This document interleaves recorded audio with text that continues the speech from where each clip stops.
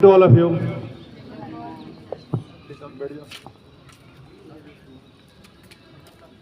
कोई भी आदमी अपने मेहनत के बल पर और अपने परिश्रम के बल पर अपना जगह बनाता है और डिसिप्लिन भी उतना ही जरूरी होता है। मैं शायद कभी का बताया होऊंगा कि एक बार आईएएस के ट्रेनिंग में एज ए गेस्ट इनवाइट हुए अमिताभ बच्चन और उन्होंने कहा कि जीवन में 3 चीज जरूरी है। पहला डिसिप्लिन, दूसरा डिसिप्लिन और तीसरा भी डिसिप्लिन। फर्स्ट से लेकर थर्ड तक काउंटिंग 3 किए और बताया कि डिसिप्लिन ही फर्स्ट से लेकर थर्ड तक बहुत जरूरी है। प्रॉपर अच्छा, सबसे बड़ी बात ये भी है कि आदमी अपने परिश्रम के बल पर ही पाता है, अपनी मेहनत के बल पर ही पाता है, चाहे वो व्यक्ति हो या कोई ऑर्गेनाइजेशन हो। जो कंपनी 1600 में ईस्ट इंडिया कंपनी जो इतना बड़ा एम्पायर खड़ा की, 1600 में फॉर्मेशन हुआ और 1608 में वो कंपनी इंडिया में आई और जो आदमी मुगल सम्राट के पास पहुंचा उसका नाम था हॉकिंस।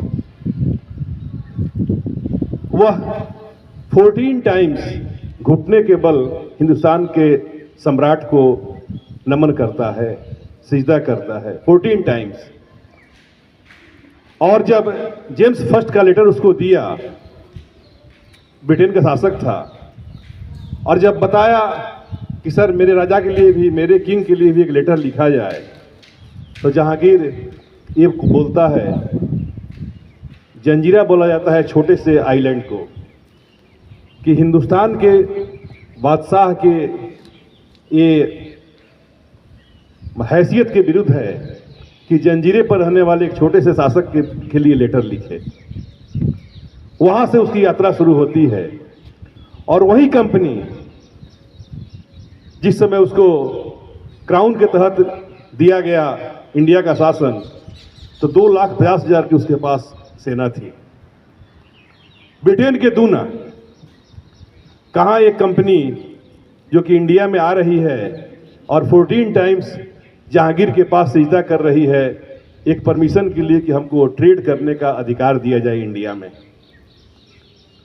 वहीं जब औरंगजेब के टाइम में जब विद्रोह करते हैं लोग, तो औरंगजेब के पास जब उन लोगों को कैद करके लाया जाता है, तो औरंगजेब कहता है कि बहुत दूर से आए हुए लोग हैं, रोजी रोटी के लिए आए हुए हैं, इनको माफ कर दो, ये लोग अपना काम करें, व्यापार करें अपना।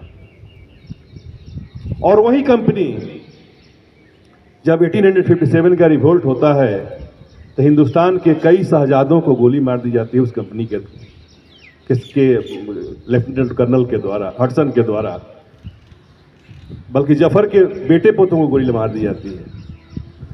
और आपको खुशी होगी इस बात को जान करके कि वहीं ईस्ट इंडिया कंपनी जो कि इंडिया में इतना बड़ा एम्पायर खड़ा की, 2,50,000 के आसपास उसके पास सैनिक थे, और जो कि ब्रिटेन के डबल।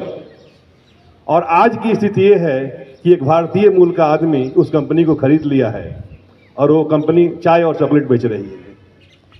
तो मेरे कहने का मतलब कि दिन सबके एक नहीं रहते हैं, समय सबके आते हैं और आदमी अपने परिश्रम के बल पर ही अपने भाग्य का निर्माण करता है।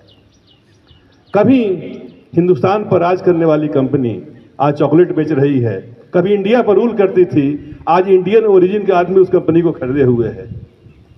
इसलिए हम लोगों को डिसिप्लिन के बल पर, मेहनत के बल पर, आने वाला समय आपका एग्जाम है। और मैं एक ही चीज़ कहता था आप लोगों से, बार बार बोलता भी हूँ कि रोज का काम रोज खत्म कर लो, बैकलॉग नहीं रखो। और देखो इस चीज़ का इंपॉर्टेंस जो हमारे बच्चे बहुत अच्छा कर जाते हैं